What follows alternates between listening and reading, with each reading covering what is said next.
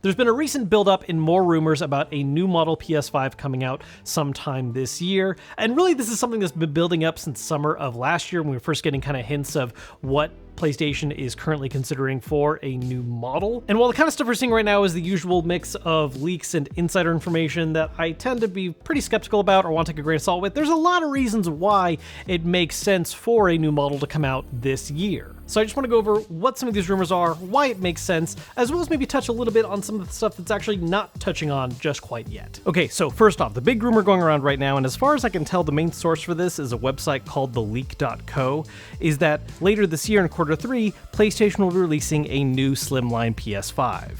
That not only trims down the overall size of the PS5, but also completely removes the disc reader in favor of using an external one instead. Now, the concept of an external disc drive is something that has already been talked about quite a bit. That's been one of the main rumors about a slimline revision for the PS5 that we've been hearing time and time again over the past year. What's interesting about the new rumors, though, is some of the additional points being made about some of the changes to the PS5's design aside from that. First off, the fact that internally it is going to offer the same kind of performance and power as the current PS5, the main change being the fact that thanks to a die shrink, it'll be making use of smaller components, thus allowing for a smaller system that is also more heat and energy efficient. Other design changes rumored by this article is changing the way the PS5 handles its tower and sideways mode. Currently, if you want to flip it, you have to remove a stand and place it somewhere else, whereas according to this one, the stand would no longer be playing a role, at least in the sideways orientation, as well as the system now coming with an additional USB-C port on the back of the system, primarily meant for the use case of using the external disc reader if you want to use one. But if not, you have an additional USB-C port to work with, and on top of that, it's actually on the back of the system instead of the single front one that the current models have. Now, as always, I'm a very big kind of, take a grain of salt with this info kind of guy, but the reason why I am talking about this particular one is that it does make a lot of sense. I mean, some of it is things that have already been rumored for some time, like the external disc reader, but other aspects of how and why it would be trimmed down, some of the reaction things people have said, and just generally the history of PlayStation when it comes to making slimline revisions, all add up to the idea that, yeah, one happening this year makes a lot of sense. When you look at the history of PlayStation systems, slimline revisions are a very core part of their manufacturing line that we've seen happen with every single generation so far. Now, the original PlayStation did have a larger gap than a lot of the later ones did. The initial system came out back in 1994, and the PS1, spelled out 1, was released actually alongside the PS2 in 2000. With the PS2, you had the original system in 2000 with a slimline revision that came out 4 years later, and then starting at the PS3 is where we really start to see this kind of 3-year mark thing start to happen. The original PlayStation 3 came out in 2006. In 2009, we got the slimline revision that was more efficient, and 3 years after that, we got another revision with the Super Slim that was really more meant to be a cost-effective option that was built cheaper overall, but ended up making it much more affordable than past models. And then with the PS4, we got the same timeline the PS3 had, where, the initial system came out in 2013, and then 3 years later in 2016, we got a slimline revision, along with a Pro revision, which is something we'll talk about in a little bit.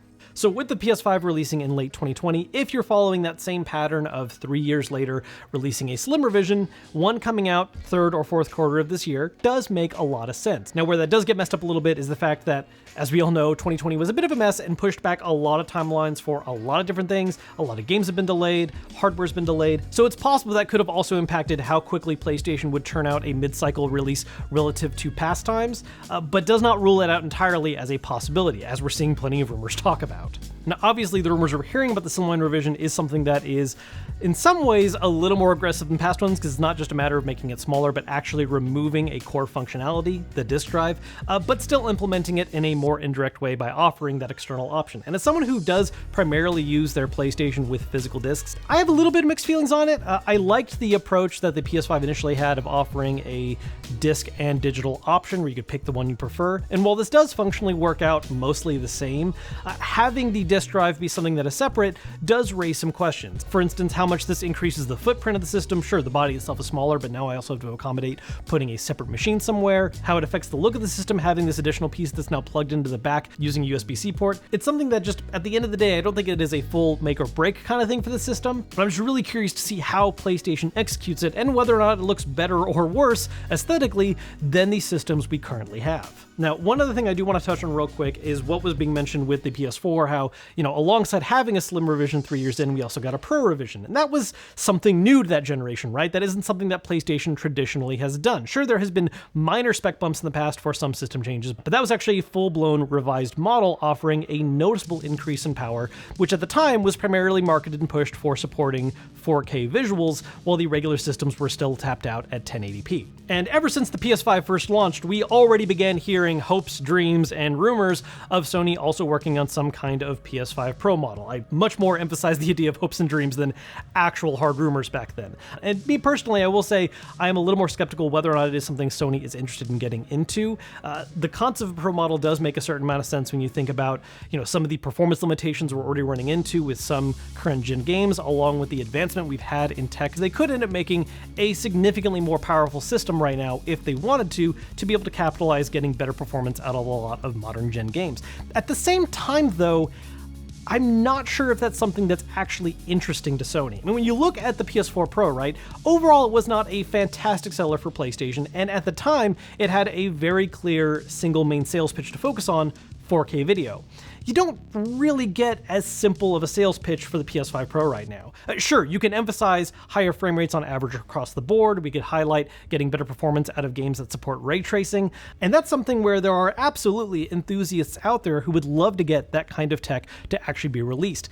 But it doesn't have quite the same simple sales pitch in my mind that the PS4 Pro had, which again, still wasn't a massive success for Sony. There's always going to be that interest and demand in more power, but whether or not it's a large enough audience to really justify and can be sold at the right price point, I'm just not fully convinced that's something that makes sense for Sony right now. Now, I could be entirely wrong. I mean, this is really just conjecture based on how the last system did and how it was positioned, and how that just doesn't necessarily perfectly line up with this current gen of systems, but it's something that could happen. But again, compared to the Slimline revision, we're not really seeing as strong of sounding rumors just yet that support that it's actually something happening. And if it is something that is happening, it may not be occurring at the same rate that we saw with the PS4, where the Slim and the Pro launched side by side. Could be something where we get a Slimline revision this year, and Pro is something further down the line. Whether or not a Pro model actually happens, a Slimline happening this year does make a lot of sense, and would end up making it a very big hardware year for PlayStation. I mean, we already have the DualSense Edge coming out this month, very shortly.